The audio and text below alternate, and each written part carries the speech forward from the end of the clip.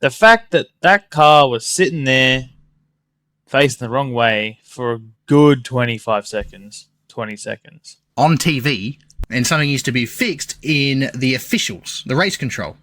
That track was blocked, right? You should have brought out the safety car, even if it was just for a lap or two.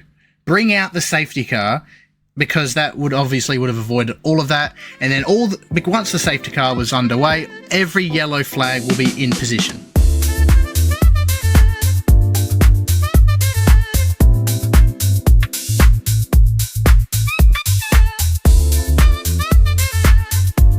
Hello everyone and welcome to the Cooldown Room Pod with your hosts Dan and Alex, and this is episode 4 of our 2026 season, and we have got an exciting week full of content for you guys. Not only did we just go through the Bathurst 12hr, and what a race that was, F1 testing has finished, or at least the first half, but we've also got Supercars. They're finally back for round 1 of the 2026 season, Alex. Let's go. I'm pumped. Yeah, hi. It's been good. I'm here. I'm very, very excited for Supercars to be back. It wasn't a very long off season, which is great. We don't need long off seasons. They're employed. They don't need long breaks. That's fine. I'm very excited. Sydney Motorsport Park, under lights, first race is on a Friday night. It doesn't actually get any better. No new manufacturer, 5 new cars. Yeah, let's get going. I'm excited. Let's do it. Yeah, it's gonna be epic. Unfortunately, Supercars have not really promoted the series well, as usual. So, majority of the people don't actually know that racing's happening this week. That's why we made a cheeky little graphic. But, yeah, before we get underway with our video, we are, of course, on TikTok live. If you follow our social media, you would know that. If not, all the links will be in the description below. So you can actually join every Monday night from 7:30 p.m. Adelaide time and be part of the podcast by dropping in your question or just chatting to us in the live comments. We will be answering them throughout the episode, and also be sure to hit our subscribe and like button on YouTube, and be sure to hit that notification bell to stay up to date. Alex, before we get into Supercars though, however, let's talk about just some Formula 1. Obviously you got your F1 gear currently on. I do.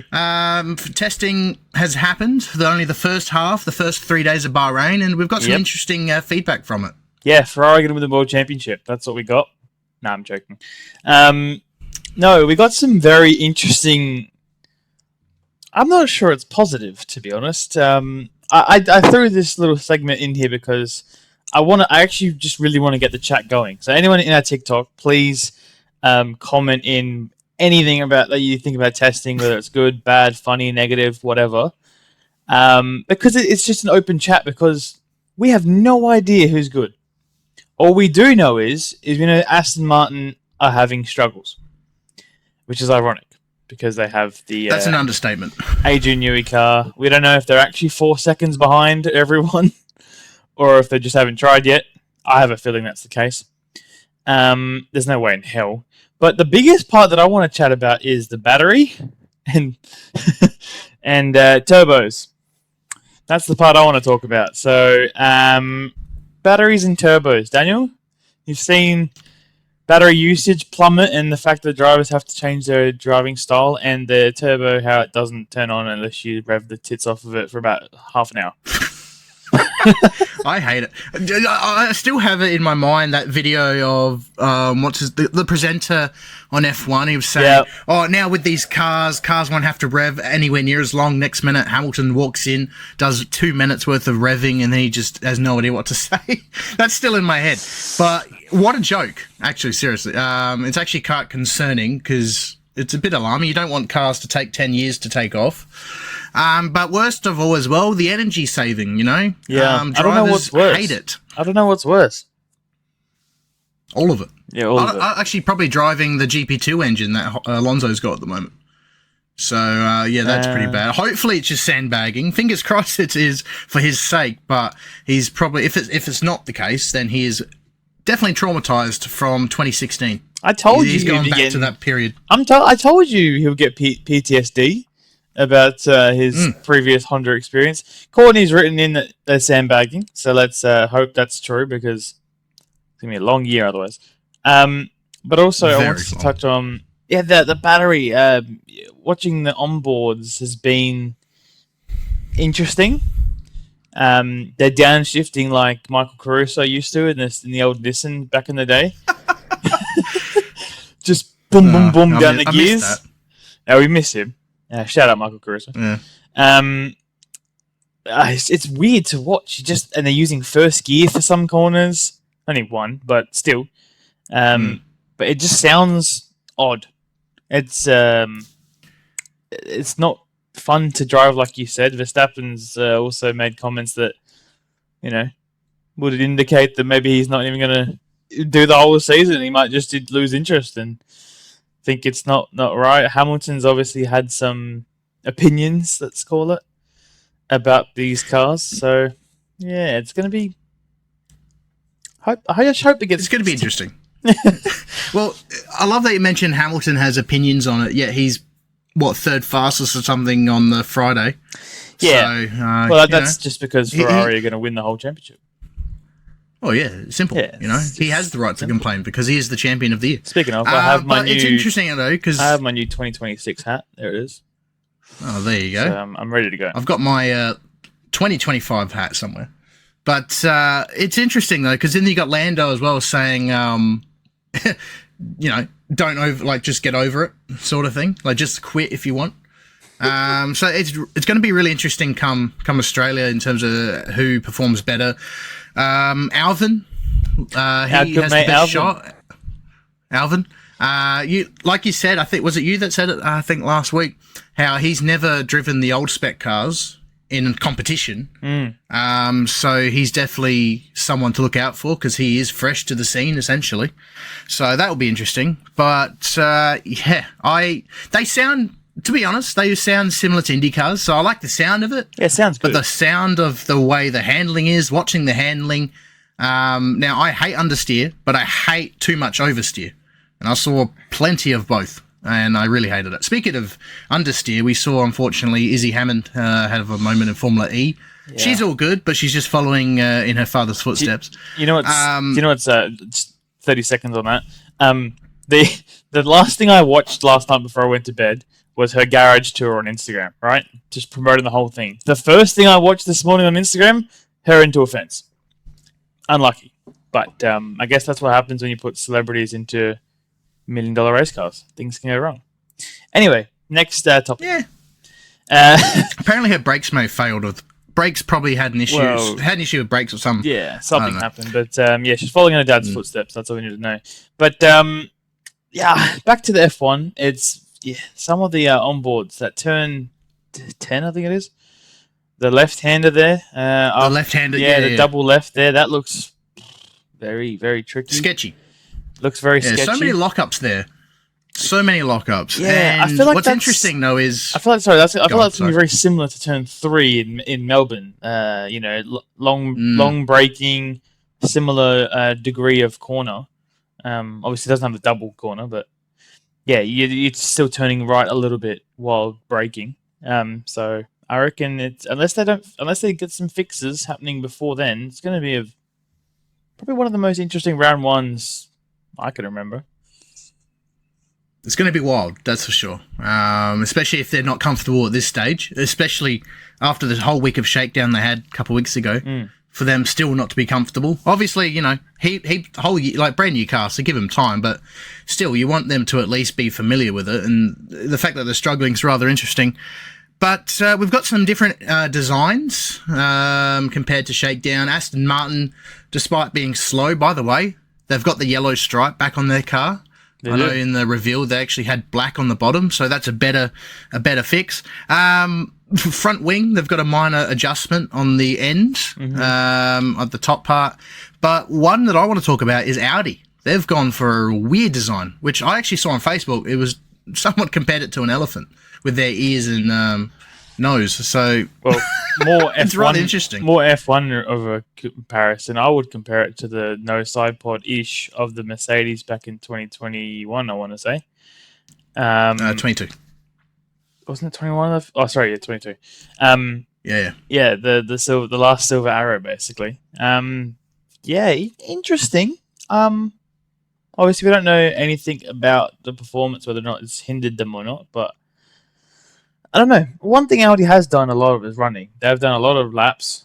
I actually feel like their driver combination's actually pretty decent, so I don't know. I feel like they're going to be a bit of a dark horse. This team's been in the works for 4 years, apparently. Audi's been in talks for 4 years. I don't know how much time of those 4 years it took to make the livery, but I'll leave that alone for another day, because that seemed like it took 4 minutes. And the one they had at the launch initially was way better, just saying. But, by the way, on track, now that I've seen it more and watched some media, it's worse. It is worse. It is worse than it was in the renders. I don't like it at all. It is boring. And unless BP moved their logo, they're not going to have a driver number there. Which, by the way, I heard is not mandatory to have the driver number on the engine side cover. Apparently, it's not mandatory. Oh, do you know why? Because apparently ASA run that. Just saying. If you know, you know. Oh, that is good. That's good. Long story short, ASA have made it not mandatory to run numbers on your cars this season. That is good. Which is, as much as I love ASA, this is probably a step backwards. So, that's just a cheeky joke for you. But, it's an interesting look, though. I don't like it either. I'm not a huge fan of the livery. It's kind of basic compared to the rest. But their wing design, they've switched to something similar that Alpine was running. Yes. With the top part removed. They're just using the bottom flap, just goes like that now. Is that a GOAT move? I guess I actually haven't seen it properly to know if it has made a difference, but what's your thoughts? Well, Alpine haven't showed genuine pace, so I don't know. I do know there are 3... I'm going to call them DRS still, because let's be honest, it still is. That's what it is. It is. It just really is. I don't understand the difference. Well, I don't understand why there needs to be a difference. It's DRS, leave it the way it is. The only difference is you can use it whenever, right? Yeah, you can. In those zones still, but you don't have to be a second apart from anyone. There you go. I knew there was one difference. So you got either the top, so that the wing opens up from the top part. Then you got the middle, which I can't really do with my hand. It goes kind of like, I don't know. I'm doing an Avant. I'm not going to demonstrate anything because that's going to embarrass myself. At least you're in the camera. I am on camera in the frame. But what I was going to say is the Alpine like this just slides down and goes flat. That's what I was trying to say. And apparently Audi, from what you said, are copying that design. We don't know if it's a good move or not, but we shall see. We shall see indeed. But one I want to point out is we finally got to see the Williams out on track. Yes. Apparently they did the most laps equal to, I think, Mercedes. Just having a look here. No, sorry, McLaren. They both did 422 laps. So really, considering they missed out on shakedown, that's really positive for Williams. And quite confident boost. In terms of lap times, though, they're not there. But keep in mind, they probably had a completely different program compared to the others. We might see a whole different story next week for testing. But still, Mercedes on top, though. Again, overall. Because I've got the lap times here as a complete package for the whole week with Kimi Antonelli with a 33.6 and George Russell with a 33.9. And then the two Ferraris, third and fourth, with the McLarens fifth and sixth. And then there's Max Verstappen, so as a part-time F1 driver. So it's going to be really interesting to see how this season goes. Yeah, all the top 4 teams was quite funny listening to their interviews. They were kind of just like the Spider-Man meme, pointing at each other, like who's going to actually try to be first? Because no one wants to be first. They don't want to show off their pace, which was quite funny. Speaking of funny, there's a funny comment here about post-round dump. I use bottom flaps just like the Audi. Yeah, which to say is none. So, yeah. Anyway, moving on. It's funny to know that there's a lot of politics still with F1. It's quite funny in the sense of no one wants to show anything, and it's going to be funny to see if what I envision in my mind to be funny would be none of them show their performance, and then when they go to do it, they all suck. That would be hilarious. and then just someone like Williams just Fernando goes to the Alonso top. ends up being P1. Yeah, exactly. Yeah. Well, that's going to be really move, not showing what the it is. performance. Here's 5 seconds. There you go. We found it. There it is. You thought we were 4.5 seconds down? We're actually 4.5 up. Yeah, So exactly. Jesus. That would be funny come Melbourne, but who knows? Anyway, that's pretty much it from the testing segment. Yeah, we still got 3 more days this week of testing to go, so it'll be interesting to compare to see how well they've done now compared to next week. But to be honest, I won't be surprised if we see pretty much identical positionings, at least in terms of positions and stuff. Hopefully, obviously, I know it's testing, so lap times. Yeah, hopefully we do. But obviously, lap times don't mean much in testing. I have to say that because it's testing. But come on, obviously we can't help but look at them. But yeah, no, it'll be interesting to see. Let's move on to something that happened over the weekend. The Bathurst 12hr.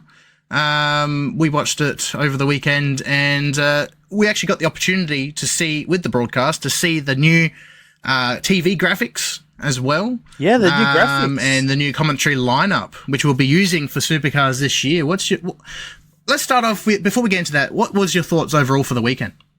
One of the best 12 hours that they've had in a long time. Obviously, last year when we had 21 cars, it was a snooze fest. And only like 4 contenders. This year we had, I reckon, close to 10 contenders, and it was a good mix. My favorite part of the Bathurst 12 is seeing the supercar drivers just give it to the Europeans. And I know that the Europeans still won at the end of the day, but that 222 car of Waters, Randall, and Mostert was, I was rooting for them, man, the whole weekend. And they got pole. Oh, what a scene. But yeah, it's a shame their race didn't end up the way it was. And then at the end, I was going for Will Brown. I was hoping Will Brown would come through on those fresh tyres, and fortunately that wasn't the way. But to have a Pro-Am car, bronze, whatever it was, to finish second is nuts. And then obviously the incidents made it entertaining to watch. Not good for the teams, but yeah, one of the best 12 hours I've ever seen, to be honest. No, I agree. And by the way, for those watching on TikTok live, feel free to put your responses in as well. We'll answer them. And YouTube viewers, be sure to put in the comments below. We'll answer them, obviously not in the video, but in the comment section. Yeah, I couldn't agree more. This is probably one of it's the revival that it needed. It's probably the best we've seen since post-COVID. Mm-hmm. Obviously Bathurst 12hr took a big hit after COVID. And last year it was just horrible. Obviously seeing 21 cars, and the fact that they moved it after an additional week after the Daytona 24-hour, I think that had a big influence with that. And we saw, instead of 21, we saw 36 cars. So really fantastic to see. We even saw the an IRC Innovation Racer. I love as well. Which is cool. Those cars. Love them. Actually, I do actually love them though, especially what they've done with it now. They're really turning it into a supercar. A cheaper supercar as well. I don't love them. It's okay, I do. People didn't sense my sarcasm. In fairness, they weren't there. In your defense, there was 3 cars when you went to watch it. That's true, and they raced for 40 minutes. Actually, I think it was an hour and 20. Anyway, never mind. But back to the race yesterday. Right, back to the race. No, it was a really good group of classes, I think. I think it's a bit of a shame that Silver only had 1 car and that crashed and still obviously won. But apart from that, it was a good group of classes, a lot of Pro-Ams, a lot of bronze. So there was a good 7 or 8 cars competing for those wins there for those classes. And made there was plenty of action too. Yeah, made for interesting racing. Had a couple of GT4s in there as well. So I hope there's more GT4s to come, because I feel like that'll throw a real spanner into the works if there was a few more. There was only that. Definitely. I think there was only 2 or 3 this weekend. One crashed out in qualifying anyway. So,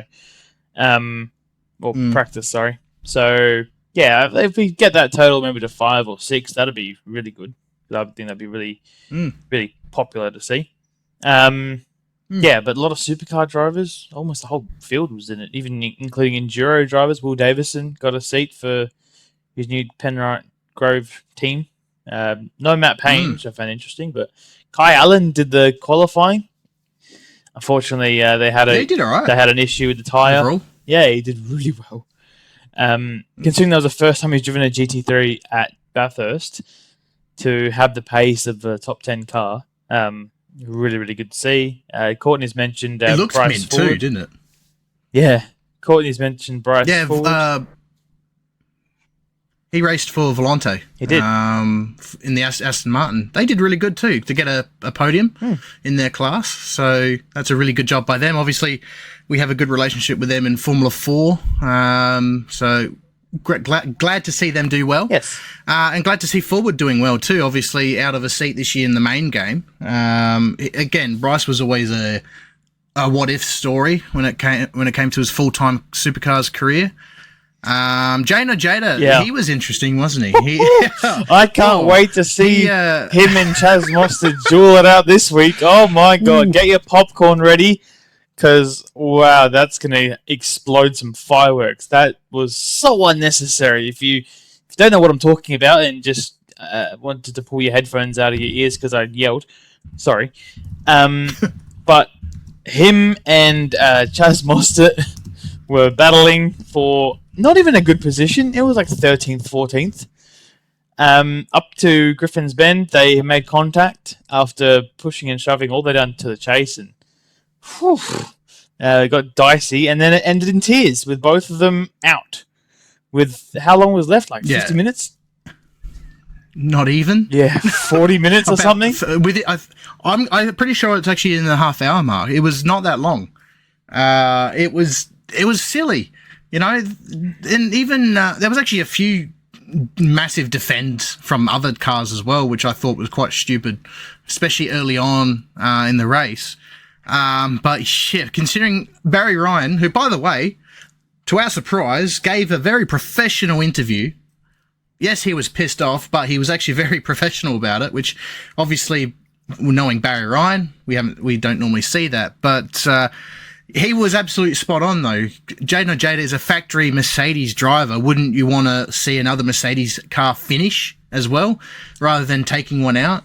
I know he didn't intend on, damaging and ruining the Scott Taylor Motorsport car, but still, you just don't risk it. At the end of the day, you're not fighting for the win. You're fighting for the bottom 15, like you mentioned. So just chill. Yeah, it was... wasn't very wasn't very professional in that regard. No, I agree. But the thing is, even though Jada is a factory driver, that wasn't a factory car. That was just a customer Mercedes. True. So not that I'm saying that's the reason to damage the car, but like Jordan's just written here 1 second ago, it was a bit of a dirty move. But it actually wasn't even a move. It was actually Jaden running a bit too deep, and then tried to kind of block Chaz. I haven't seen any onboards, and the angle we had from the cutting made it a bit awkward. Went too wide, didn't he? And I don't know if Chaz went too far to the left and didn't give Jada room to, because it was kind of on the slide. It was a bit of a wiggle. So I don't know who. I would say Jada's more to blame because he initiated the contact even way back at the chase. So yeah, well, I think the dirty move that Jordan's probably referring to is heading into turn 1 or the main straight. That crazy just defend. Yeah. That was really uncalled for, but hey, it is what it is. I just don't imagine Jada racing for Erebus anytime soon, at least in the next few years. And if this weekend Chaz sees that Premier Racing tomorrow, I'm sure he will not take any prisoners, even in practice or something. Exactly. He's gonna, get his revenge. I feel like a lot of drivers, unfortunately, who had disappointment in the 12-hour have experienced disappointment in the 1000 last year. And it's a bit of a snowball effect, which I'm going to lead into the Brock Feeney issue. Yeah. I'm convinced after the weekend that the curse still remains. It's been handed from Whincup onto Feeney. Because not even 10 minutes into the goddamn race, they're out. And, oh my God, how horrific was that? That's not... I saw some photos of the cockpit. I don't know if you saw it. I don't want to ever see that again. It looks like a crime scene. It literally looked like a murder. It was a kangaroo murder. It was, technically, but it looked like a crime scene. That's a very good description, Daniel. But also just seeing photos... I can't remember... What's the driver's name again? Oh, I've had a mental break. Christopher Mies, I think. Miles? The German driver. I think it's Mies. Mies? I have a look. Yeah, it's spelled Miles, I think. But yeah, Mies, I think. Yeah, I was about to mention what Corny just written down here. The smell apparently was disgusting. He had to have 3 showers to get the smell off. He actually felt quite ill too. Yeah, he said he was about to smell. throw up because it was that bad. Apparently he did. Apparently he did throw up. There you go. Yeah, so... Yeah, it's not good, and only a crash that can happen in Australia, unfortunately. But it's common. It's not common at Bathurst to hit a kangaroo, but common in Australia to have incidences with roos, unfortunately. But hey, it's the name of the game, and it's just luck. That's true. By the way, someone, I think it was Ian, asked how many laps were officially done. 262 laps, I believe, were because obviously they had that long red flag period. So obviously, I don't think we actually got proper 12 hours of running. No. But there's your answer. There is, of course, a talking point for that crash. Because even the driver, let's call him Chris, because that's who he is, he wants a change to the 12-hour, like maybe change the start time to sunrise or something like that, or even maybe move increase the fencing around there. What's your thoughts? I think the part where the mountain comes down, so basically from Skyline down.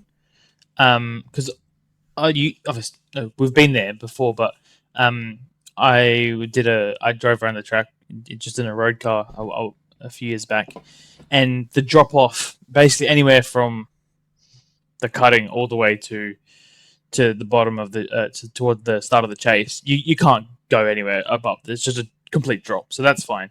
But the part from Forest Elbow down the chase, yeah, I think some fences should be put in, even just to the start of where the houses are, because they typically, I don't like Kai Allen's incident last year, same spot. I think just from the bottom of the Forest Elbow to where those driveways kind of start on the left hand side, even the right, maybe some fences are required. But the problem is, no one really owns this track. It's a road at the end of the day, so council's got to be involved. Well, they own the track.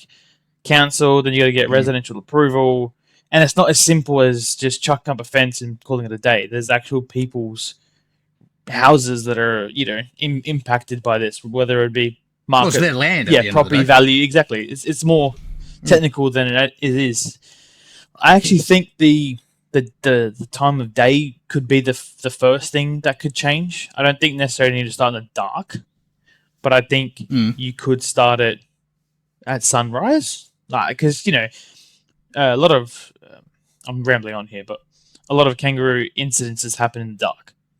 And that's just fact. Like, a lot of truck drivers have their issues in the nighttime. So I would say maybe... What time did the race start? 5:45?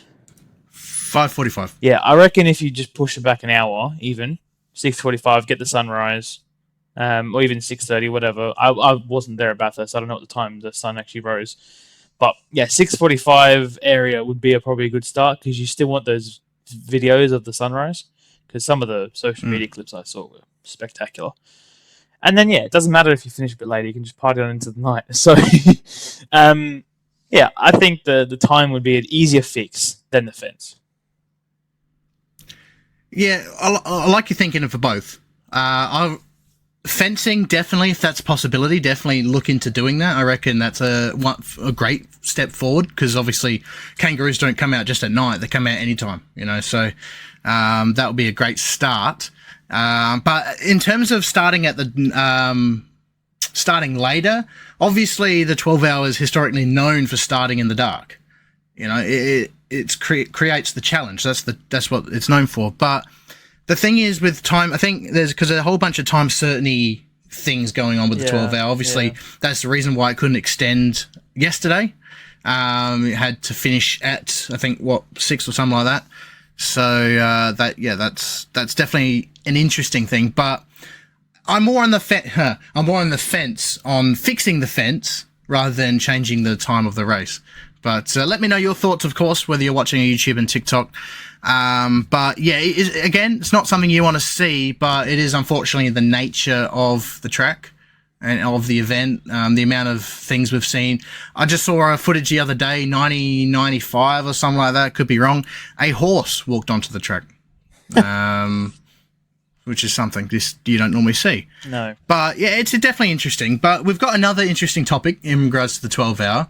About rules and regulations, and that has to do with the massive crash that happened that caused the massive red flag stoppage, mate. It's a bad one. It's a really bad one.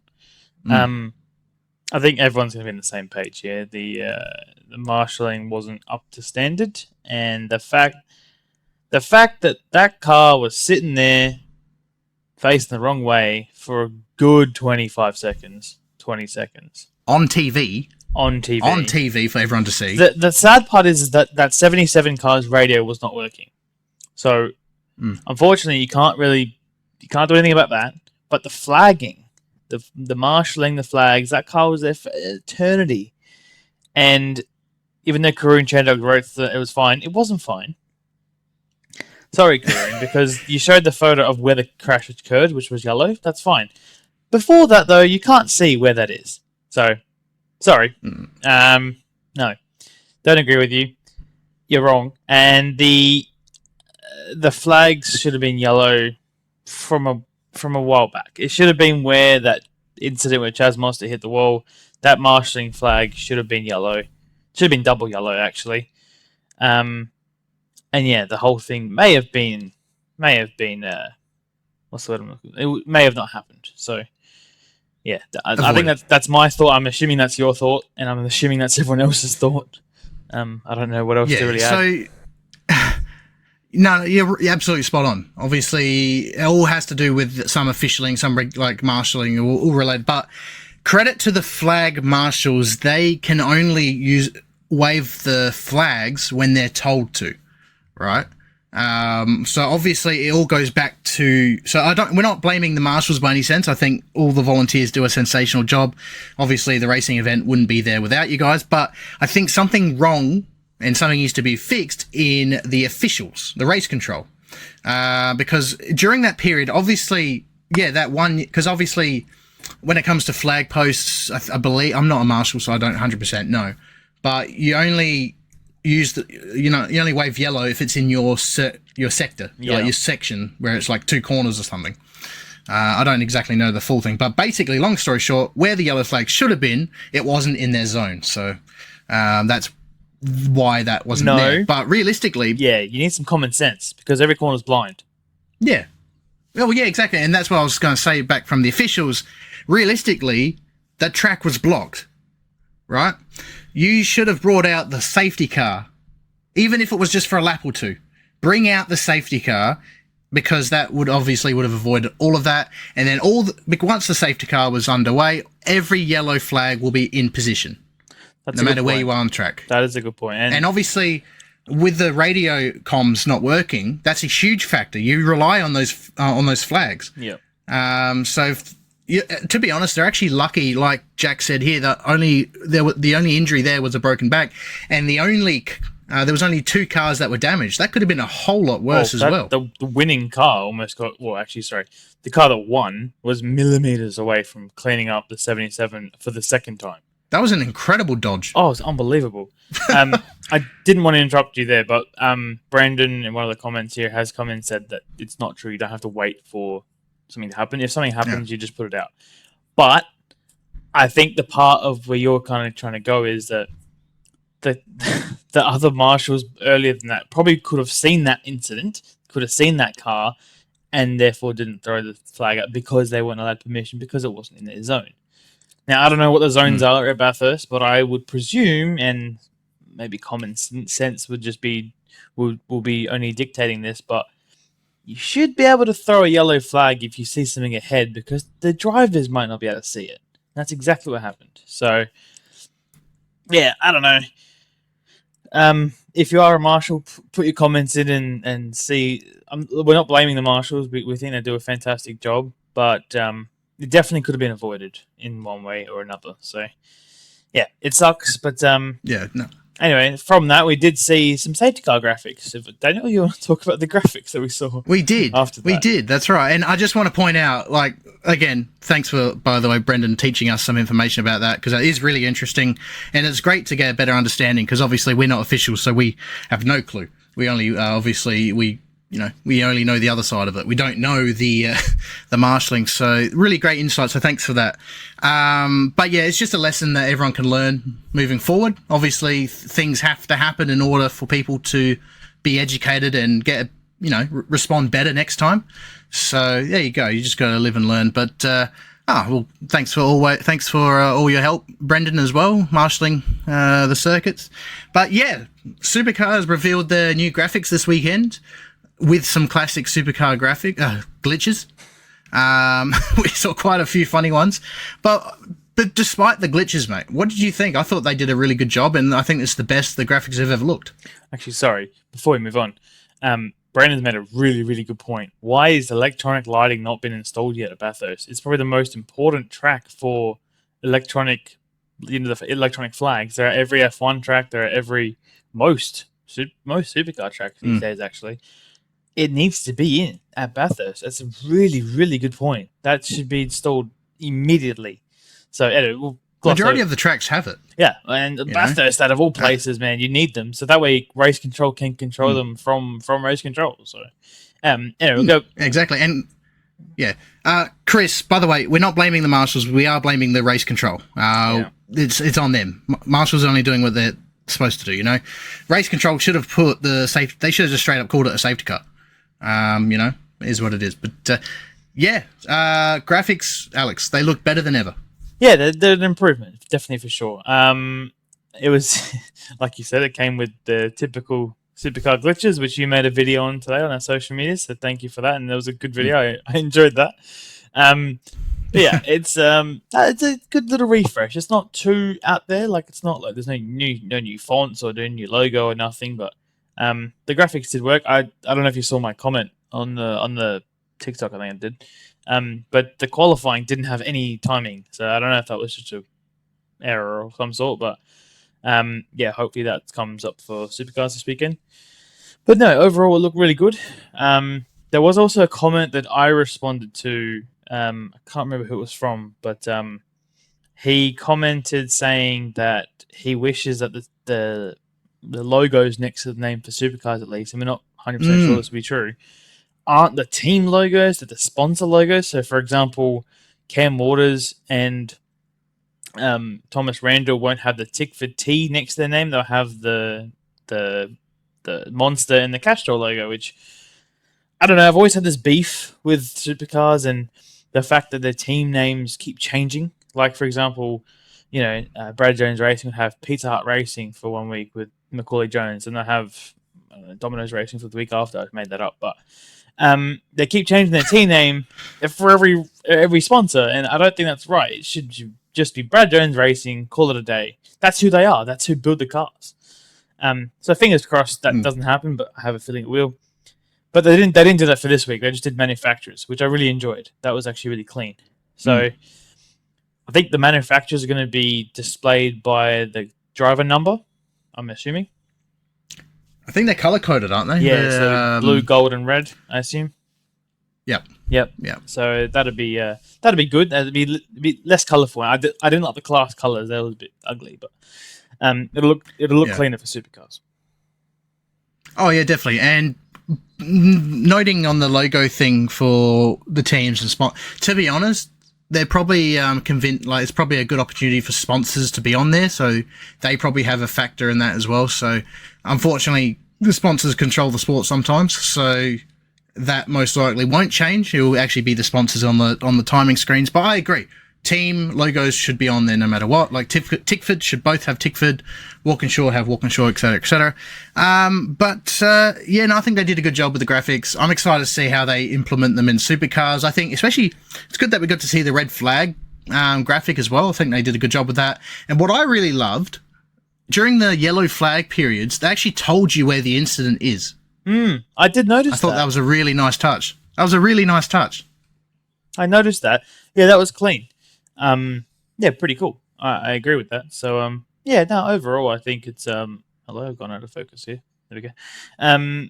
I think it's a nice little refresh. I didn't really necessarily have a problem with the ones before, but no, I think it's more got to do with the safety car and the red flag and the coloured graphics more than the actual standings. It's just a lot cleaner. That's what I like about it. It's cleaner than before. Yeah, last year it felt like it was too much. I'm not a huge fan of the if I'm going to be nitpicky, the only part I don't like about the new graphics is the fact that there's a square with a driver number is. I don't think that's necessary, but that is going to be used for the manufacturer. So I guess it is necessary. But, now we're starting to get comments about commentary now, so let's talk about that as well, because obviously we got an insight over what to expect for supercars. We got majority of our supercar commentators this year in the 12-hour minus Matt Noldy. But one thing that actually bothered me this weekend, and I agree with Brendan, it would have been nice to hear team radios like we did in supercars, like we do. But two, for them to not talk during race control talking or something like that, because there was so many times that Garth Tander or Chad or anyone was talking over top of race control. Oh, okay. So wait, they were talking over or they were stopping? Yeah. So on the broadcast, they would have race control saying some message or something, but the commentators would talk over it like it doesn't exist. But you could hear both of them at the same time. So it sort of did my head in a little bit. But I think F1 still nailed that. I think supercars still need to work on not talking during team radios or any race control messages or anything like that. But what did you think of the commentary this weekend? Obviously, that's sort of what we're going to be expecting this year. Yeah, it didn't actually click to me because those three are typically the 12-hour commentators. So it didn't even click to me that that's what we're going to be a bit of a teaser for next weekend. So I saw you laugh, so I'll check the comments, and that's a pretty good comment. Best part of the 12 hours. No, I want to talk about it. Yeah, can I just talk about it for a minute? Yeah, go for it. So not only that, but Tander, Mad Dog says Tander loves hearing his own voice. Well, he is the Scafey replacement for this year, and Chaz Mostert made interview of the year. He mentioned Tander. You got to go watch it, right? Because basically, during the red flag period, Tander ruled them out. They were like, "Yeah, you're not going to win this," even though he was right at the end. At that time, they were still in it. I think Jada took those words a little too seriously. But with the skate, like at the end of the interview, Chaz, because obviously he was getting annoyed that he was ruling him out. Chaz was like, "Oh, you replaced Scafey, but you sound a lot like him. You sound just like him," or something like that. So that was a cheeky dig at them. But it's true though. That's one thing we didn't like about Scafey is just he just rules people out straight away. It's not especially at that point. It wasn't over. They were on the lead lap at that point. And we saw 10 cars battling for the lead. So that was just hilarious. But it's all right. As long as Garth Tander says totally with 3 syllables, totally, I'm happy. It doesn't say totally. That's fine. I'm good with that. Well, it's the best commentary I've seen all weekend. I'm good. It's the best commentary I've seen all weekend. I'm good with Tander not saying totally because that did my head in for many years. No, like I said, I didn't even pick up the fact that that's a teaser of what we're going to see. And like we said in the discussion regarding the commentary change, none of the names are new. It's not like we've got something brand new coming in. We all know who they were. So Krause is great. I really do think he does a really good job, and having Nolte join the commentary booth is just going to be great for all three of them. So I'm looking forward to it. It's going to suck not hearing no Crompton still, but I think by the Grand Prix we'll be used to it. In fairness, Mad Dog, you make a good point, but unfortunately he did win Bathurst with the team last year as well. So, but no, you got to be careful with commentary and being biased. I have had some experience with that with the Pedal Prix series, not to be biased with a certain team and stuff like that. Obviously, it's hard because at the end of the day, everyone is biased to some degree.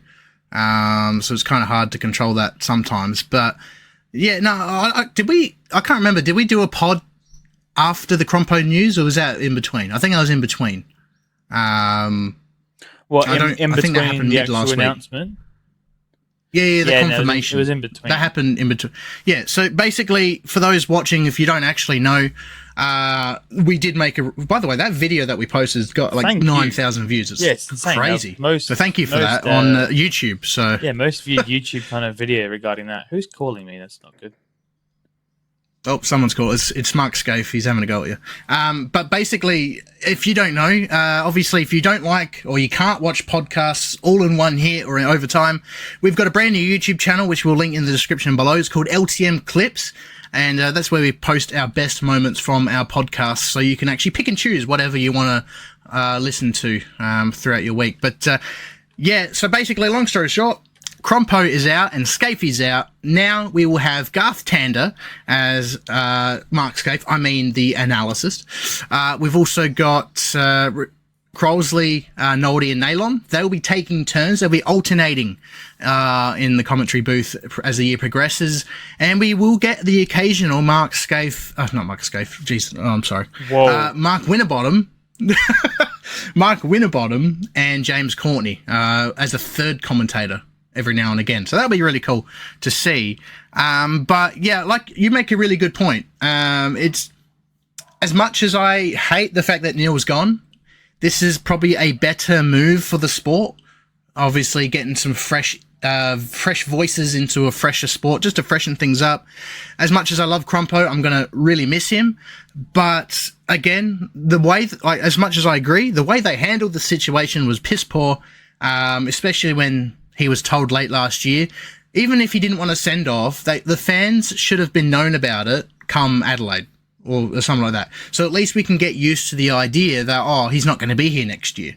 Right. You know, he doesn't have to have a send-off or anything. It's just so we know, instead of just heading into, a couple of weeks ago thinking Neil will be here, especially if you don't read any articles or rumours or anything. You would assume that, and they're still using all the promos they're doing has Crompo's voice. So if you don't follow social media or anything, you're heading into this weekend thinking that he's in it. So you'll be disappointed when you hear him not there. So, but that being said, the commentators that we have now this year, we've heard them many times before. We're used to them already, which is great. And each of them do deserve a spot up there, that's for sure.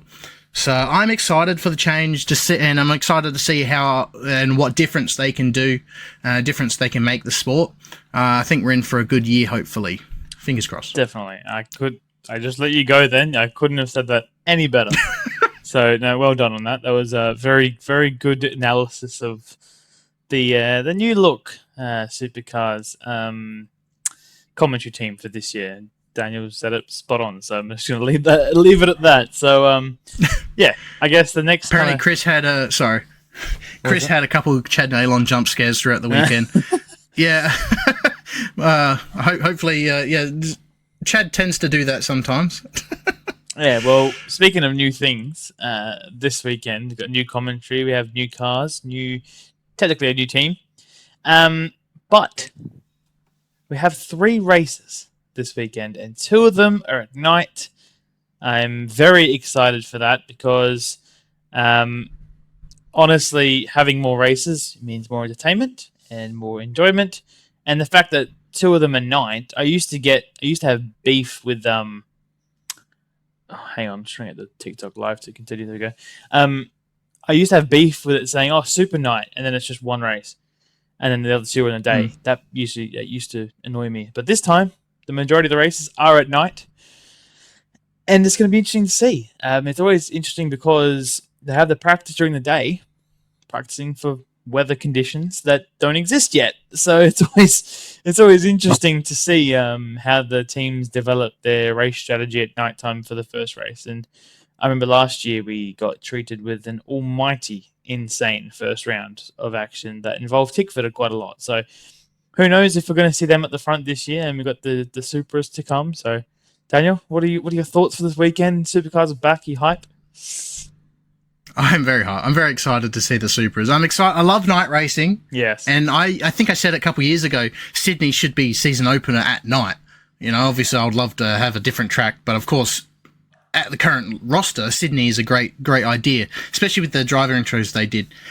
Chris, by the way, just wants to point out, when they crashed at the 12-hour, Nalon was really professional and genuine. Yeah, huge respect to Nalon. That I actually absolutely respect him as a professional and as a person. He really does seem genuine, that's for sure. Off topic, Brendan. Drive to Survive premiere next week. You actually be in Phillip Island when that comes out, so you might be tuning into that instead of RX8s, but that's okay. I'm pumped for Supercars. It's been a very quick off season. It doesn't feel that long ago that we were in Adelaide watching that famous turn 5 crash, was it? Which was pretty chaotic, and people are still talking about it, and there's a documentary coming out eventually that will cover that, which, by the way, for their promotion, they should have realistically released that during the season break. I reckon that would have gotten a lot of fans hyped and hooked, instead of, waiting for the season to already start and then to get a documentary. But that being said as well, there is actually, right now, as we speak, a documentary is actually broadcasting on KO about the Supra coming into the sport. So I'm going to check that out after this. But no, mate, I'm keen for it. I'm excited to see if that Toyota can live up to expectations, or we're going to see another Mustang domination. 3 races, like you said. Last year's races were incredible. It's probably the best racing we've seen, especially with the side drafting final lap drama that we had. But yeah, we've got one race Friday. As Corny mentioned, Friday is free for everyone. Because of course Wednesday they actually have a private test day where it's actually closed to the public. So in return, they're making Friday completely free and accessible. And for the first race of the season, that's a massive plus. So huge congrats to if I was living in Sydney, I'd whoever go came down. up with that decision. Hey, if we lived in Sydney, we'd be I'll make the quick trip over. Yeah, let's go for a drive. Yeah, no, definitely. And I'm free Friday. But the fact that fans can actually, even if you're not into supercars, it's free. Bring the family down. It'll be a fantastic day out and night out. And to watch the first race of the year, I think it's pretty cool. You don't have to pay a single thing. So that's a massive plus. And of course, Saturday night we've got more racing, and then Sunday is of course racing in the afternoon. I'm pretty sure. Yep. So no, we're in for a pretty action-packed weekend. Yeah, a fair few shootouts as well. So while you're doing that, I'll grab the schedule real quick. We'll go over it very quickly. But yeah, 3 races, 2 at night. It's the best part, man. It's the night racing is just it's so good. It's so good. The Dunlop Sydney 500 it's called this year. So while you're doing that, Brendan just pointed out, even though it's free entry, you still have to book tickets on Ticketek. So if you're watching and you're planning on heading to the Sydney 500 this weekend and you want to go Friday, you have to book your tickets online, but they are free. So just keep that in mind. You can't just rock up there. You will probably have to pay you can, I don't know. Services and handling fee. Oh, yeah, like a $10 fee or something now. I hope it's not $10. It used to be $5. Yeah, well, inflation. They're talking about Easter eggs is like $12 now instead of $5. Don't get me. We should have our own podcast on Easter eggs because I'd have a rant. Oh, my God. Technically we can because there's Kit Kats that are F1. Yeah, true. We got top 10 shootouts for races 2 and 3. That's what I was trying to confirm.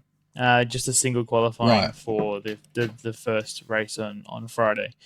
But it's really good. I love the night races because it's literally all day action. So practice 1 for Touring Car Masters starts at 10:40 our time. So if you track 11:10, and then action starts for the race at 7:50. That's a very late start. And I'm assuming that goes for a good hour or so. So you're there till 9 o'clock. It's a very busy day. It's a very long day. And it's a long day. It ends at nighttime. It's so good. It reminds me of when we went with Legend Cars last year with the high-tech oils. That was the night. Dude, that was a long weekend. We were there till 11 p.m. But yeah, but there's not many opportunities where you can go to racetracks where you're there early in the morning and there at night, and there's still racing going on. It's pretty cool. I think again, Sydney Motorsport Park have just nailed it out of the park with their lighting. Mm-hmm. Night races will always be a win for me. Yeah. In my opinion. No, I agree with that. But also the fact that our cars have headlights just make it cooler as well. Like, not that I'm saying NASCAR F1 is worse, but you get the glow of the headlights. I remember when we first introduced this, some cars had neon Always remember the. They still do here and there. Mostly in the car, but I'm talking underneath, like a few cars that are underneath. Oh, that was pretty sick. I can't remember what car, but one of them. Cam Waters had the green, didn't he? The green neon underneath. Yeah, but I'm thinking maybe even the DJR cars had red. Oh, yeah, no, I think they did. And I think some of them had a glow-up Mustang logo, and that was mid. Yeah, it's going to be interesting. I don't know if anyone's noticed this, and it's a bit off topic, but the back of the Supra, the lights are like coated in black on every car so far. I don't know if that's just standard with the Supra, but they've all got what looks like dark tint over the rear tail lights. So during the day, it's quite hard to see. Right. At night, it's going to look sick. I don't know if anyone's noticed that, or it's just me being OCD as usual. But just a thing I saw. That being said, the Supra is going to look mint at night. Mate, I can't wait to see that thing. Can't wait to see the Supra. Actually, speaking of, Courtney, great timing. Daniel, you read this comment and you take it away. Do your own segment. Do your own segment, mate. Go wild. Funny enough, I'm looking at it right now. Okay, and I haven't been staring at it the whole pod. Don't worry. I've only just opened it. Don't lie. It's your wallpaper. But basically, don't lie. No, it's not. Okay, it's not. If I wasn't racing on iRacing, that would be. But I've got myself as wallpaper, so there you go. Basically, Macaulay Jones's livery got revealed earlier today. It looks really good. They've done a really good job, but that's not why I love the livery. I love the livery because they obviously watched our podcast last week or the week before to mention about door numbers. We finally have door numbers back on a car. And they're decent size too. Not like Walkinshaw had, how they had the mini ones on the side. They've actually got really decent numbers on the side of their door. It might be a limited run. I don't know if it's a full season livery or they're planning on keeping the number there. Mad Dog, I am a sucker for a door number. Yes, I am. And I'm going to wear that proudly. If I had a door number on this shirt, I would be wearing it right now. But... All right. But, I think it's fantastic because we just watched the Daytona 500 today. By the way, to hint at, I know they don't have headlights, but they do look spectacular at night, the NASCARs. But their numbers, you can easily tell who's who. This is a fantastic plus. So well done, Brad Jones Racing. You cooked. But that's not the only livery that got revealed. We've obviously had Blanchard Racing, both their Cool Drive livery and Licky Molly, whatever you call it, sorry. Blast Racing with black rims as well. Such a beautiful car. It looks like a reverse version of Glenn Seaton's Ford credit car back in the 90s. But we've also got Erebus. They revealed both Cooper Murray's livery and Job Stewart's. I can't remember the sponsor Chico. On Cooper Murray's. Cooper Murray's. Total Energies something. That's it, the white one. Yeah. But Chico's back for round one with Job Stewart. And I reckon the livery looks quite fine, the Chico one, compared to other years. It has a bit more of a nice hit to it. Yeah, I'm just looking at it now because I'll be honest, I didn't actually know it came out until I was coming home from... I think it came out like an hour or two ago. Yeah. Not that long ago. It's got a bit more orange to it. Yeah, this one has a bit more kick to it. I need to pause the podcast because I have done another wheel color change. Oh, if God. you were a viewer last week, right this might actually be your wallpaper. I'm actually going to send this to you. I want to see your Have live. Have you added black rims to Macaulay Jones's car? Maybe. Oh, okay, here we go. Maybe. Here we go. I want to see Daniel's reaction before I show the viewers. Where are you sending it? Where do you want me to send it? Messenger? Yeah, Messenger. Does that work? Hang on. Pause, please. ChatGPT is officially the third podcast host. Yes. While they're doing that, I'm going to do other ones too. Sorry, I got distracted because Avant sent a message and I haven't seen it yet. No, don't read it yet. Are you sending it yet or what? No, I was waiting for you to get ready. Oh, I am ready. I'm waiting for you. I was actually looking for the message. Disappointment. All right, here we go. Enter. Oh, baby. Oh, that's I can't look. We can't show the viewers that. That's It might straight up. might actually ban us. Yeah. Ready, people? Are you ready, TikTok viewers? YouTube, we'll put it as overlay. And Spotify, sorry. But just picture. You ready? know what we're doing at this point. How unbelievable is that? That might be the best one. It's just the combination of the colours on the car itself as well. I think it's the best one, man. Seriously. It is unbelievable. I know it's a Supra, but does it scream Japanese to you? It does. Like, just like a JDM combination. JDM kind of drift car, yeah. It looks schmick. I love it. It's just unbelievable. That might be my wallpaper. I've already made... Daniel, I just realised something. What? I just realised something. What is this? The New Balance logo's back. Nah, minus a couple points. They haven't listened. They haven't listened. Fuck's sakes. But look, they've got... Actually, speaking of that, they do have Japanese writing on the car, as I said that. Yeah, they did. I didn't notice until you said that. Which is nice. No, neither did I. But they've got so much space there, they can easily put a name there. I can't believe I've just noticed that. Unbelievable. I'm actually pissed off. Yeah. That's actually ruined my night. Oh, that has ruined the night. But do you know who hasn't ruined it? Aaron Cameron with his livery. They've actually gone and done it. They've actually put black rims on that car. And that looks incredible. I need to message Blanchard Racing. No, I'm serious. I need to message. They follow us now, by the way. They follow us, and thank you. But I need to rep that merch all year. Seriously, because that is the coolest color combination I've ever seen on a supercar. The white base with the blue and red, mainly red. I'll go red and blue. Oh, I will wear that every day of my life if I have to. It's just the sickest. I love colors. I love Courtney's message there. Alex's livery redesign interlude. Yeah, you've got your own segment now. This could be your own show. I haven't actually seen many 86 liveries. Oh my god, it's getting better. Calm down, mate. You're gonna have to get. You know what? This could be a perfect opportunity for a sponsor. You know, sponsoring the rims. Alex's recolor segment. Yeah, it's just loading up. But I have to have a look at some 86s. I haven't actually seen them properly. But yeah, it looks wild. I think still, to be honest, in terms of my favourite liveries, we're still yet to see Premiere. They're still yet to reveal theirs. I think tomorrow or something. Yeah, I'm hoping, because I think, have they got two sponsors this year? I think they're teasing two different ones. I could be wrong. Same in the media. Their suits are the same, but then again, I don't really know. But I still reckon Matt Stone Racing have cooked with Jack LeBrock's car. No, I reckon agree. That's still probably my favourite, with Aaron Cameron now my second favourite. It's just nice to see that Erebus have sponsors this year, so looking good. Also, just real quick, I will show you what I've done.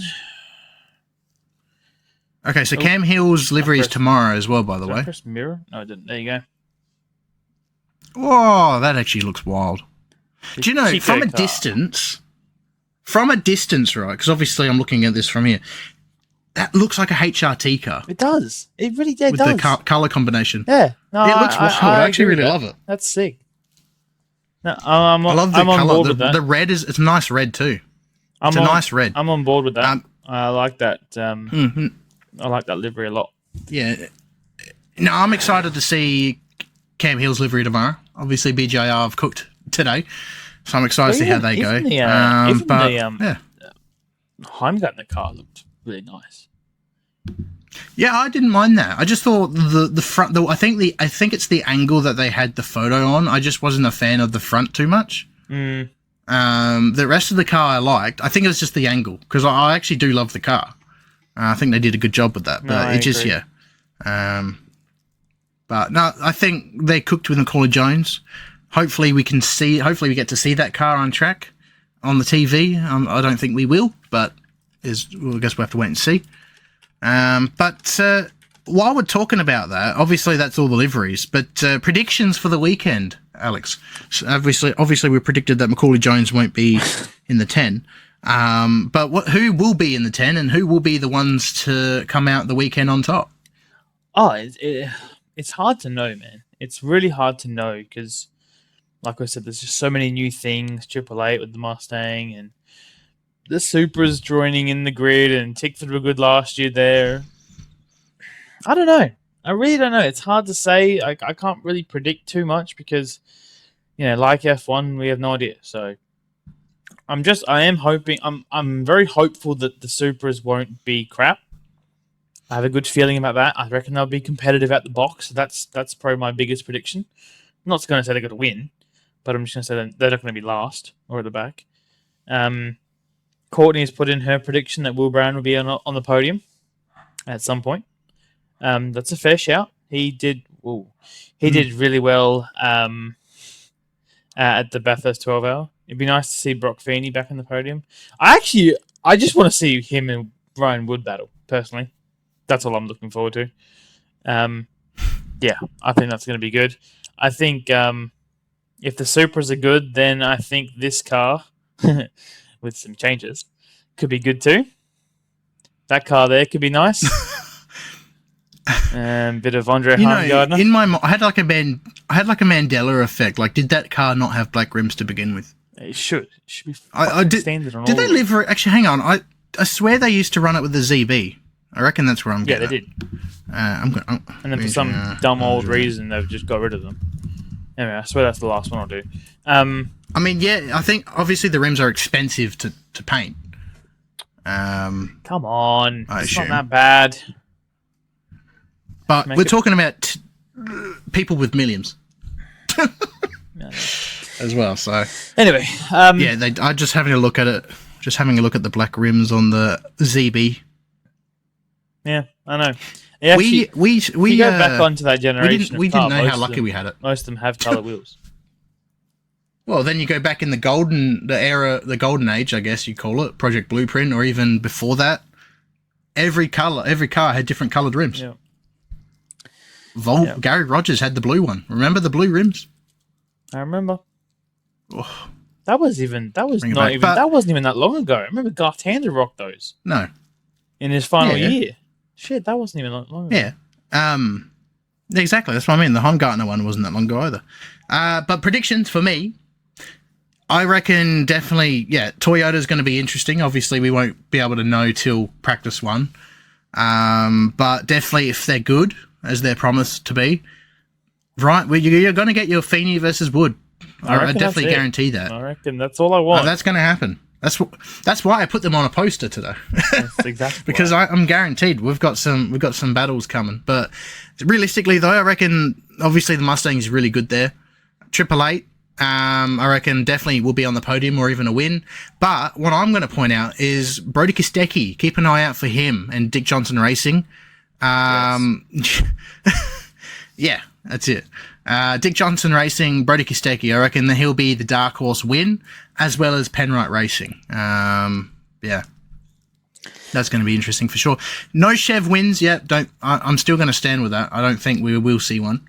I am hoping we get proven wrong, but then again, I don't think we will. I don't know. It's going to be interesting because, we've obviously got our strong opinions on them, but we'll see. And we're not saying that the Chevs are bad. We're just saying the other ones might be better. That's the point. It's just the teams themselves. Yeah, we're not shitting on the Chevrolet teams. We're just being bad. We're just thinking that the Ford teams would be a bit more stronger. I really hope you're right with the DJR thing. It'd be nice to see the 17 car back in victory lane, as they call it. That'll be cool. And Kostecki needs a bounce back season. I think he had his chances last year, but I think we'll get more this year, especially being in that we're going to call it number one car, but number 17 car with the historic meaning behind it. So hopefully that motivates him to do well.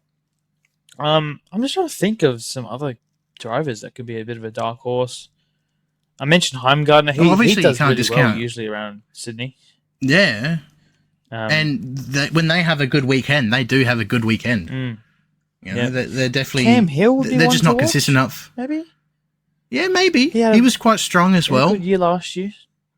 But Tickford, though, you can't discount them, at least for Sydney. No.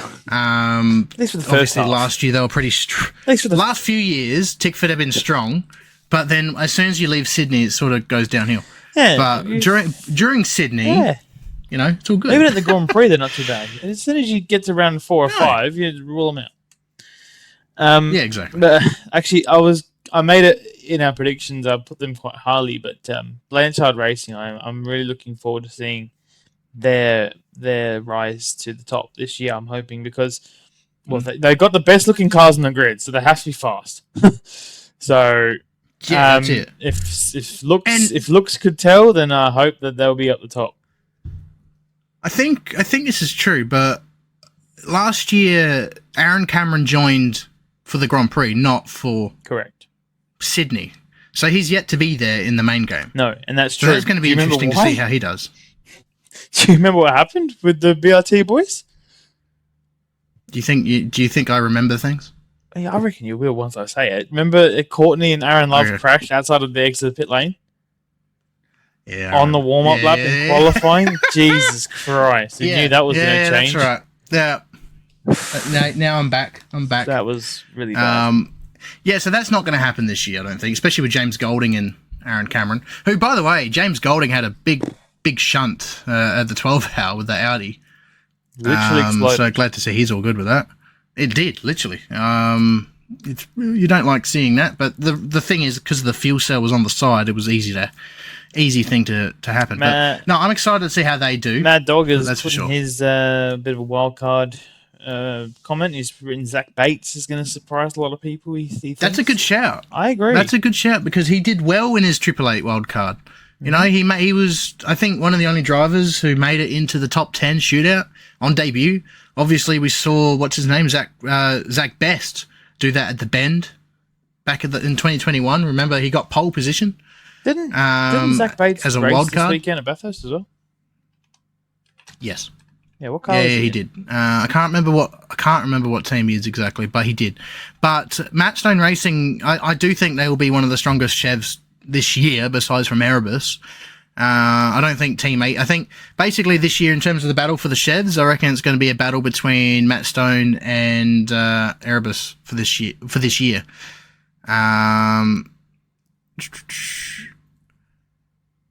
Zach Bates finished best co-drive now 21st in the 12hr. Don't know what car he was in though.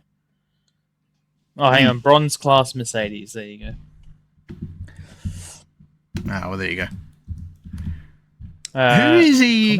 Who's co-driving with him this year? I've actually had a mental blank. I actually I'm having a look. Hang on. I feel like I want to say David Russell, but I don't know that's right. No, I honestly don't remember. I'll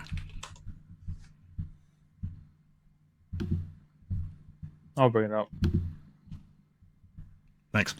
I got it. He is with... Thanks, sir.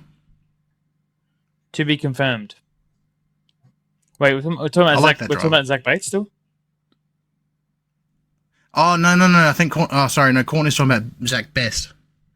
I think now. Yeah, because Cameron and Best, yeah. Yeah, no, Zach Zach Best with Aaron Cameron, yeah. I don't think. Yeah. Could be wrong. Sorry, too many ZBs we're getting confused with here. But so that's a good pairing, strong pairing too. Aaron Cameron, obviously he impressed us last year in his debut season. So I'm excited to see how he does. I reckon the best driver pairing so far is the Reynolds and Courtney one. Mate, that team's... I mean, it's definitely the most silly. Strong. Yeah, let's be honest. Team Eggplant. Yeah, they're not going to get anything I'll make done. a video later about that. Team Eggplant. Yeah. It's one of the strongest driver combinations besides Feeney and Percat. So anyway, I reckon that wraps it up, doesn't it? I mean, pretty much does. Yeah, we got a lot of action this week. Obviously, you've written down the support categories. You got the Touring Car Masters, Super Utes. They'll be back again with some wild on-track action as usual. Then GR Cup is back, and Super 2 with a big grid. Yeah, it's going to be mint. I can't wait. Big grid of Super 2. Yeah, it's going to be cool. Really intrigued to see how they go, especially who to look out for, because obviously I reckon someone in this class will graduate to the main series next year.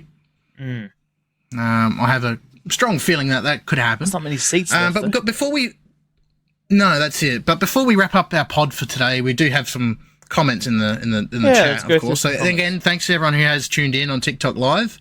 And if, again, last plug of the night, before I do another one, if you are on YouTube and you have missed the Monday Night Live, and be sure to follow our social media, and you can actually be one of these commenters here and be part of the podcast and get your name out there too. Like Mad Dog, Speedway Films, Courtney, Tiger, and Zach as well, and Jordan.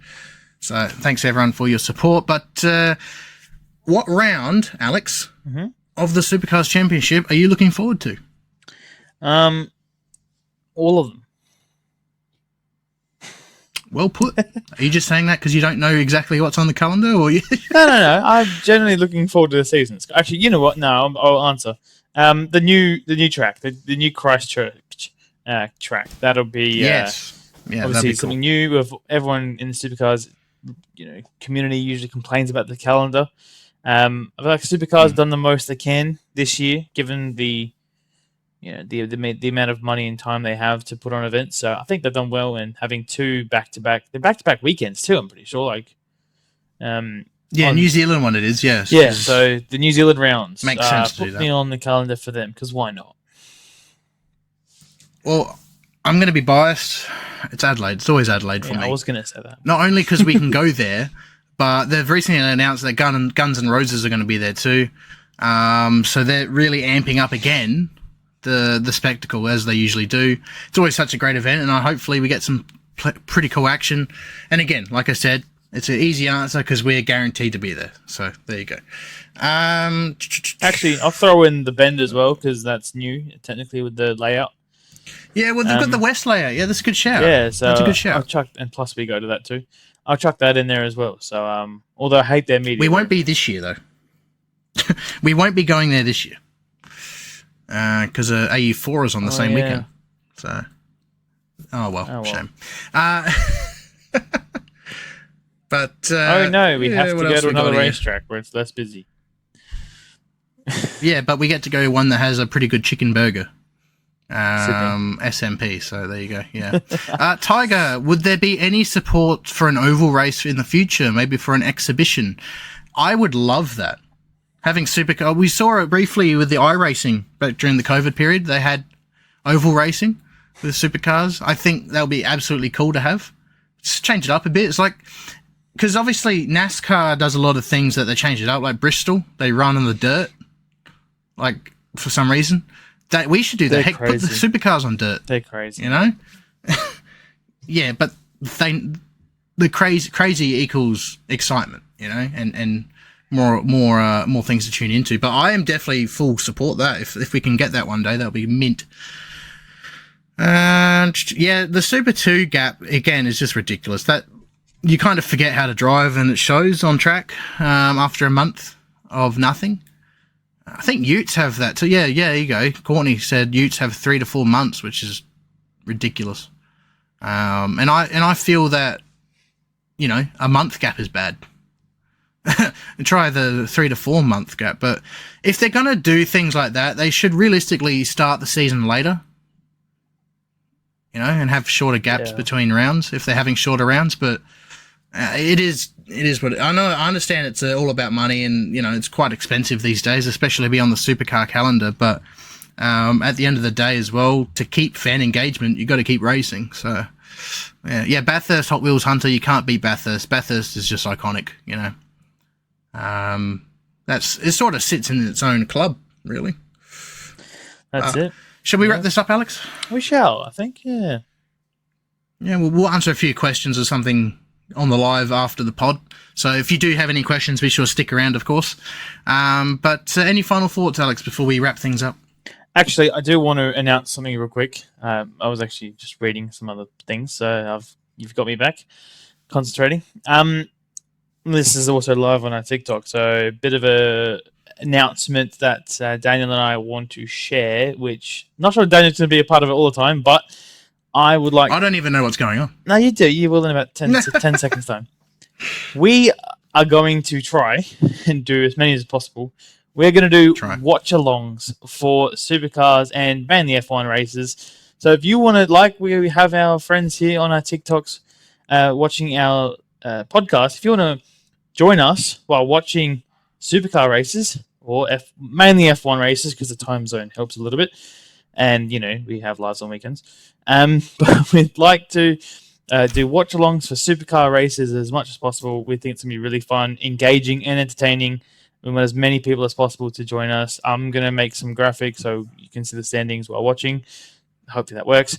But yeah, just to chat about the races while they're going on would be really fun, that we think. And we've already got Mad Dog to count me in. So hopefully everyone can join us. We'll do obviously social media announcements before we do it, if we can do it, obviously, because it'd be a bit hard to do supercar races during the time zone. So yeah, if you can, that would be great. Watch along supercars, F1, and maybe sometimes MotoGP if the schedule is kind to us. So yeah. Like I said, Daniel will be on and off, but I'll be as much as possible. I want to try to be on as much as possible, but I do have a 5-year-old that I have on weekends, so I do have to cater to him as well, of course. But if I can, I will absolutely. That's why F1 suits me better, because he'll be in bed. So there you go. That's the reality. But this will be on YouTube, right? This is just a live question. I'm assuming it is. So make sure you subscribe to our YouTube channel and our TikTok, because you can watch TikTok. It too.